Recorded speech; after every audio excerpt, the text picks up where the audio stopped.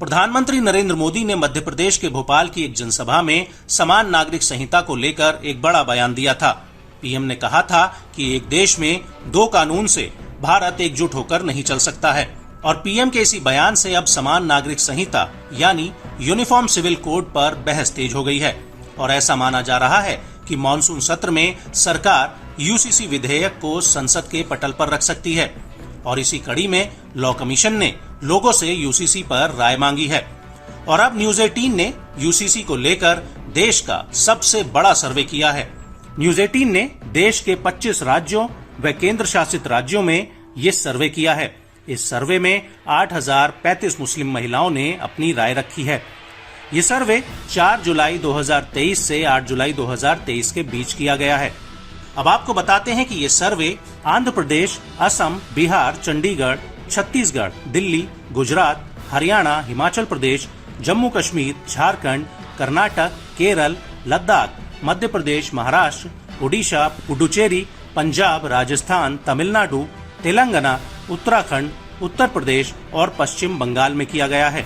इस सर्वे में 25 से 34 साल की आयु की 2647 महिलाओं यानी 32.9%, 35 से 44 साल की 2139 यानी 26.6%, 18 से 24 साल की 1509 यानी 18.8%, 45 से 54 साल की 1159 यानी 14.4%, 55 से 64 साल की 432 यानी 5.4% और 65 साल से ऊपर की 149 यानी 1.9% महिलाओं ने हिस्सा लिया। इनमें से 70.3% शादीशुदा थी, जबकि 24.1% महिलाएं अविवाहित थी। इसके अलावा 2.9% महिलाएं तलाकशुदा थी और 2.7% महिलाएं विधवा थी। और बड़ी बात यह है कि इसमें 5873 सुन्नी महिलाएं यानी 73.1% थी, जबकि 1065 यानी 13.3% महिलाएं शिया और 1097 यानी 13.6% महिलाएं अन्य थीं। अगर इन महिलाओं की साक्षरता दर की बात की जाए तो 27% महिलाएं ग्रेजुएट थीं और 20.8% महिलाएं 12वीं पास थीं, जबकि 13.8% महिलाएं 10वीं पास थीं और 5वीं से 10वीं के बीच 12.9% और 10.8% मुस्लिम महिलाएं ग्रेजुएट थीं। अब आते हैं इस सर्वे के मेन पॉइंट पर। तो आपको बता दें कि इन महिलाओं से कई सवाल पूछे गए। इनमें से पहला सवाल था कि क्या आप घरेलू मामलों जैसे शादी, तलाक, गोद लेना और उत्तराधिकार के लिए एक समान कानून का समर्थन करती हैं? 67.2% महिलाओं ने इसका जवाब हाँ में दिया, जबकि 25.4% महिलाओं ने ना में जवाब दिया। 7.4% महिलाएं ऐसी थी जिन्होंने कोई जवाब नहीं दिया। इसके बाद दूसरा सवाल, क्या मुस्लिम पुरुषों को 4 शादियां करने का अधिकार होना चाहिए?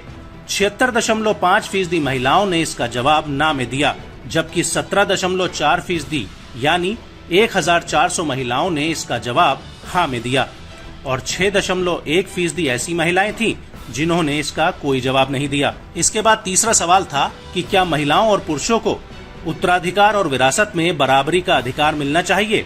82.3% महिलाओं ने इसका जवाब हाँ में दिया, जबकि 11.1% महिलाएं ऐसी थीं जिन्होंने इसका जवाब ना में दिया, जबकि 6.6% महिलाएं ऐसी थीं जिन्होंने इसका कोई जवाब नहीं दिया। इसके बाद उनसे चौथा सवाल पूछा गया कि क्या तलाकशुदा जोड़ों को बिना किसी बंदिश के दोबारा शादी करने का अधिकार दिया जाना चाहिए? तो 73.7% महिलाओं ने इसका जवाब हाँ में दिया, जबकि 18% मुस्लिम महिलाओं ने इसका जवाब ना में दिया। वहीं 8.3% महिलाओं ने कोई जवाब नहीं दिया। इसके बाद पांचवा सवाल ये था कि बिना धर्म के आधार पर क्या बच्चा गोद लेने का अधिकार दिया जाना चाहिए?